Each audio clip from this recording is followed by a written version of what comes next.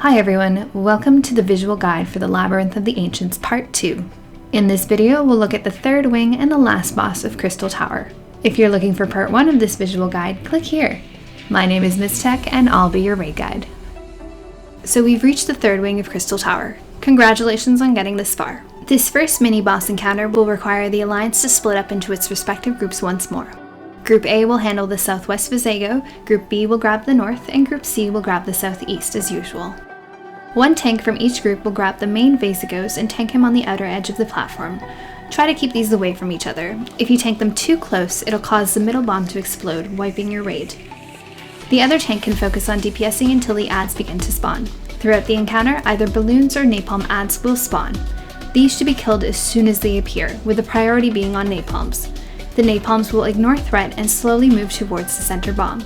Should they reach the center, they will explode, causing massive damage to the entire raid. While one or two of these explosions can be healed through, be sure not to allow more in. The healing can be pretty hard to keep up with if you let all of them in. The balloons can be tanked, so the off-tank can grab these as they spawn while the DPS destroys them. Periodically, the Visagos will spawn massive fire ground effects. Be sure not to stand in these. Some groups will agree to move either counterclockwise or clockwise out of these effects so that the tanks can maintain their distance from each other. Whatever you choose to do, just be sure to move out of the area and give your melee enough room to work with. Once all the 3 Visagos are down, you'll be able to destroy the middle bomb and gain access to the third boss. The third boss is King Behemoth. You'll notice 4 towers in each corner. Assign 4 tanks to each one. That'll leave you with 1 main tank for Behemoth and 1 off tank for the adds. The tanks on the towers have to keep an eye out on their tower. Each time it begins to charge up and glow, the tower console should be clicked, discharging all that energy. This does 300 damage to the tank each time, and while it's not a whole lot of damage, healers need to be sure to keep an eye out for their health. Should the tower reach full charge, it will cause a massive AoE explosion that does a fair bit of damage to the raid.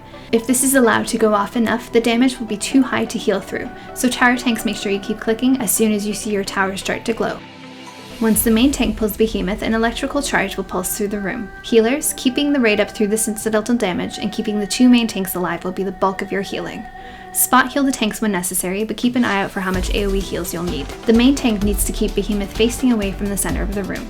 Periodically, he will cast Trunks, a massive frontal cone.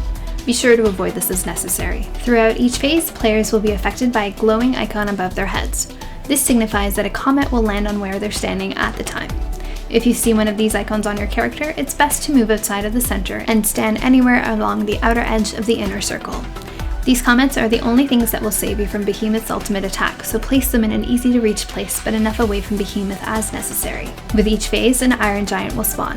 This ad will book it to the nearest comment and start cleaving it down. Since it's imperative that these comments remain alive, the off-tank needs to be ready to pick up the giant as soon as it spawns. These will spawn first in the north, next to Behemoth, then in the east, and finally in the south. All DPS should switch to these as soon as they spawn. The longer the giant is alive, the higher the chance you'll lose those important comments. Behemoth will also spawn a number of bomb adds in the center. They will slowly make their way to each tower. Should they reach the towers, they will begin to cast self-destruct. Allowing 2 of these casts will destroy the tower. As such, all DPS should switch to the bomb adds as soon as they pop up. They have very little health and go down fast. At around 70%, Behemoth will rear up, emote, and begin to cast Ecliptic Meteor. This is where the comet come into play. As soon as he rears up, all raid members need to run behind a comet and line of sight Behemoth. He will bring down a massive meteor, and if you're caught in the explosion, you will die. Once the meteor comes down, it will destroy any remaining comets and the phase will begin again. The only extra thing to watch out for are the tornadoes that Behemoth will spawn around the room. Obviously, avoid these.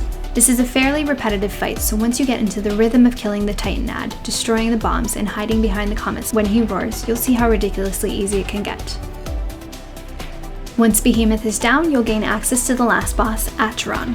Acheron has no trash, so once you kill Behemoth, it's just a straight run to his room. You'll notice 3 platforms around the outer edge of the room again. Group A will take the west, Group B south, and Group C will take the east platform. Remember these platforms, consider them your home for this fight. Once the encounter is activated, the outer rim will turn to fire. Acheron will spend his time casting a number of the most obvious AoE effects ever conceived, so watch out for them. As the fight progresses, they get bigger and bigger, but they're still pretty easy to avoid. While this is technically a 1-tank boss, tanks have the option to hang out in the back near the outer ring of fire. Periodically throughout the fight, claws will spawn that will grab the closest person in range. They will slowly suffocate the person in their grasp and should be killed as soon as possible. Having a tank stand at the outer edge could save a healer or a DPS from getting grabbed. The other tanks can pretend to DPS the boss. Acheron also has an ultimate one-hit kill attack, just like Behemoth did. His comes with a number of visual cues. The first thing you'll notice is that the outer ring of fire will disappear, giving you access to your home platform.